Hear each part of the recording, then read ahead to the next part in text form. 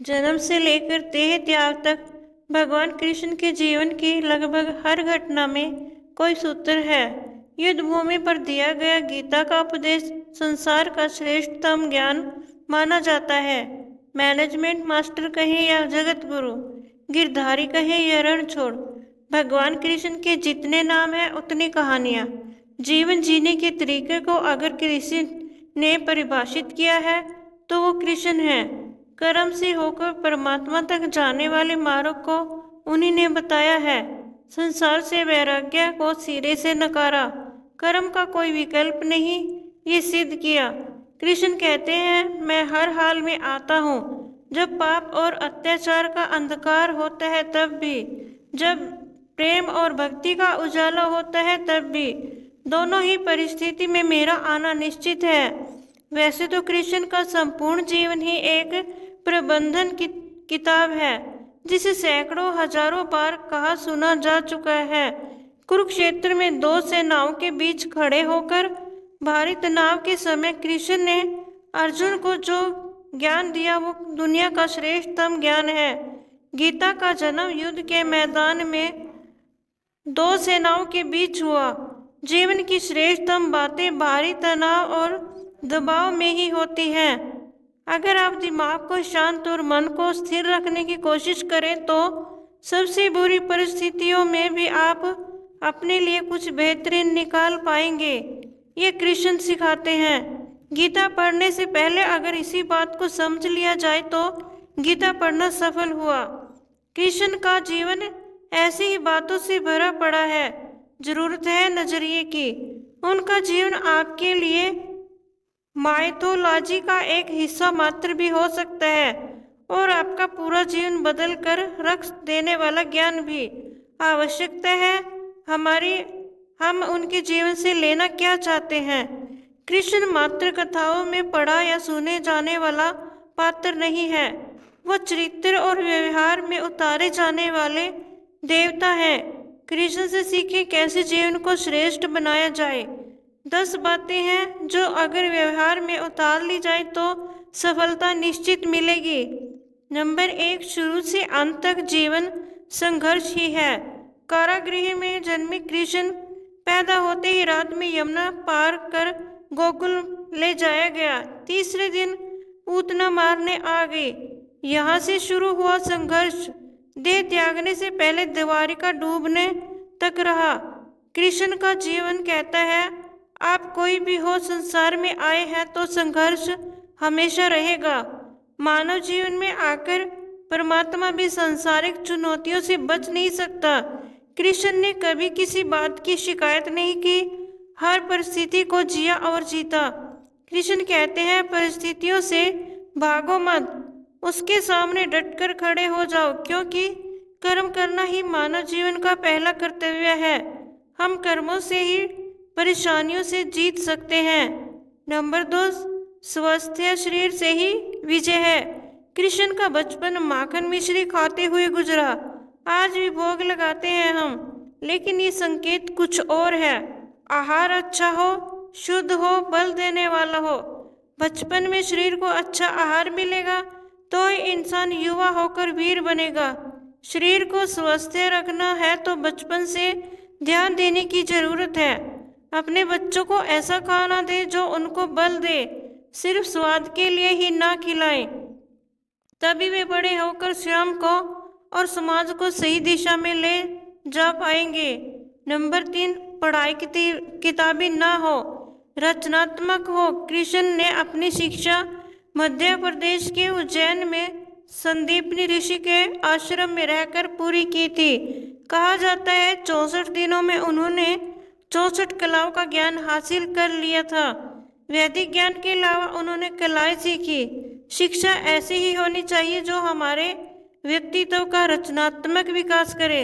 संगीत, नृत्य, युद्ध सहित 64 कलाओं कृष्ण के व्यक्तित्व का हिस्सा हैं। बच्चों में कोरा ज्ञान ना भरें, उनकी रचनात्मकता को नए आयाम मिले, ऐसी शिक्षा व्यवस्था हो। नंबर 4, रिश्तों से ही जीवन है, बिना रिश्तों के कुछ नहीं। कृष्ण ने जीवन भर कभी उन लोगों का साथ नहीं छोड़ा जिनको मन से अपना माना। अर्जुन से वे युवावस्था में मिले, ऐसा महाभारत कहती है। लेकिन अर्जुन से उनका रिश्ता हमेशा मन का रहा। सुदामा हो या उद्धव, कृष्ण ने जिसे अपना मान लिया उसका साथ जीवन भर दिया। रिश्तों के लिए कृष्ण ने कई लड़ाइयाँ लड़ी और रिश्तों से ही वह लड़ाइयाँ जीती। उनका सीधा संदेश है, सांसारिक जीवन की सबसे बड़ी धरोहर रिश्ते ही हैं। अगर किसी के पास रिश्तों का थाती नहीं है तो वो इंसान संसार के लिए गैर जरूरी है। इसलिए अपने रिश्तों को दिल से जिए, दिमाग से नहीं। नंबर 5, नारी का सम्मान समाज के लिए बहुत जरूरी। राक्षस नरकासुर का आतंक था। करीब 16,100 महिलाओं को उसने अपने महल में कैद किया था। महिलाओं से बलात्कार में उसे सुख मिलता था। कृष्ण ने उसे मारा, सभी महिलाओं को मुक्त कराया, लेकिन सामाजिक कुरीतियां तब भी थी। उन महिलाओं को अपनाने वाला कोई नहीं था। खुद उनके घर वालों ने उन्हें दूषित मानकर त्याग दिया। ऐसे में कृष्ण आगे आए, सभी 16,100 महिलाओं को अपनी पत्नी का दर्जा दिया। समाज में उन्हें सम्मान के साथ रहने के लिए स्थान दिलाया। कृष्ण ने हमेशा नारी को शक्ति बताया, उसके सम्मान के लिए तत्पर रहे। पूरी महाभारत नारी सम्मान के लिए ही लड़ी गई। सो आप कृष्ण भक्त हैं तो अपने आसपास की महिलाओं का पूरा सम्मान करें। कृष्ण कृपा पाने का यह सरलतम मार्ग है। नंबर 6, आपके मतभेद अगली पीढ़ी के लिए बाधा ना बने। कम ही लोग जानते हैं कि जिस दुर्योधन के खिलाफ कृष्ण ने आजीवन पांडवों का साथ दिया, उसकी मौत का कारण भी कृष्ण की कूटनीति बनी। वो ही दुर्योधन रिश्ते में कृष्ण का समधी भी था। कृष्ण के पुत्र साम ने दुर्योधन की बेटी लक्ष्मणा का अपहरण कर उससे विवाह किया था, क्योंकि लक्ष्मणा साम से विवाह करना चाहती थी, लेकिन दुर्योधन खिलाफ था। साम को कौरवों ने बंदी भी बनाया था। तब कृष्ण ने दुर्योधन को समझाया था कि हमारे मतभेद अपनी जगह है, लेकिन हमारे विचार हमारे बच्चों के भविष्य में बाधा नहीं बनने चाहिए। दो परिवारों के आपसी झगड़े में बच्चों के प्रेम की बलि न चढ़ाई जाए। कृष्ण ने लक्ष्मणा को पूरे सम्मान के साथ अपने यहाँ रखा। दुर्योधन से उनका मतभेद हमेशा रहा, लेकिन उन्होंने उसका प्रभाव कभी लक्ष्मणा और साम की गृहस्थी पर नहीं पड़ने दिया। नंबर 7, शांति का मार्ग ही विकास का रास्ता है। कृष्ण ने महाभारत युद्ध के पहले शांति से समझौता करने के लिए पांडवों और कौरवों के बीच मध्यस्थता की। हालांकि दोनों ही पक्ष युद्ध लड़ने के लिए आतुर थे, लेकिन कृष्ण ने हमेशा चाहा कि कैसे भी युद्ध टल जाए। झगड़ों से कभी समस्या का समाधान नहीं होता है। शांति के मार्ग पर चलकर ही हम समाज का रचनात्मक विकास कर सकते हैं। कृष्ण ने समाज की शांति से मन की शांति तक दुनिया को ये समझाया कि कोई भी परेशानी तब तक मिट नहीं सकती जब तक वहाँ शांति ना हो, फिर चाहे वो समाज हो या हमारा खुद का मन। शांति से ही सुख मिल सकता है, साधनों से नहीं। नंबर 8, हमेशा दूरगामी परिणाम सोचें। महाभारत में जुए की घटना के बाद पांडवों को वनवास हो गया। कृष्ण ने अर्जुन को समझाया कि ये समय भविष्य के लिए तैयारी करने का है। महादेव शिव, देवराज इंद्र और दुर्गा की तपस्या करने को कहा। कृष्ण जानते थे कि दुर्योधन को कितना भी समझाया जाए, वो पांडवों को कभी उनका राज्य नहीं लौटाएगा। तब शक्ति और सामर्थ्य की जरूरत होगी। कर्ण के कुंडल कवच पांडवों को की जीत में आड़े आएंगे, वो ये भी जानते थे। उन्होंने हर चीज पर बहुत दूरगामी सोच रखी।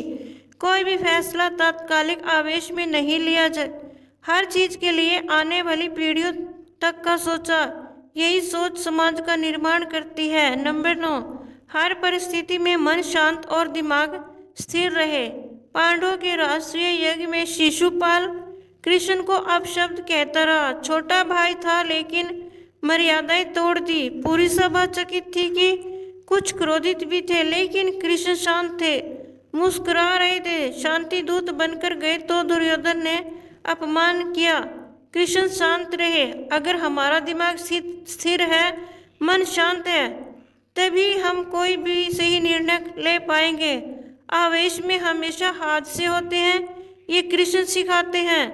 विपरीत परिस्थितियों में भी कभी विचलित नहीं होने का गुण कृष्ण से बेहतर कोई नहीं जानता। नंबर 10, लीडर बने, श्रेय लेने की होड़ से बचे। कृष्ण ने दुनिया भर के राजाओं को जीता था, जहाँ ऐसे राजाओं का राज था जो भ्रष्ट थे, जैसे जरासंध, लेकिन कभी किसी का राजा का सिंहासन नहीं छीना। कृष्ण के पूरे जीवन में कभी ऐसा नहीं हुआ कि उन्होंने किसी राजा को मारकर उसका शासन खुद लिया हो। जरासंध को मारकर उसके बेटे को राजा बनाया, जो चरित्र का अच्छा था। सभी जगह ऐसे लोगों को बिठाया जो धर्म को जानते थे। कभी किंग नहीं बने, हमेशा किंग मेकर की भूमिका में रहे। महाभारत युद्ध में भी खुद हथियार नहीं उठाया, पूरा युद्ध कूटनीति से लड़ा। पांडवों को सलाह देते रहे, लेकिन जीतने का श्रेय भीम और अर्जुन को दिया। दोस्तों, मेरी यह वीडियो देखने के लिए आपका बहुत बहुत धन्यवाद। जय श्री कृष्ण।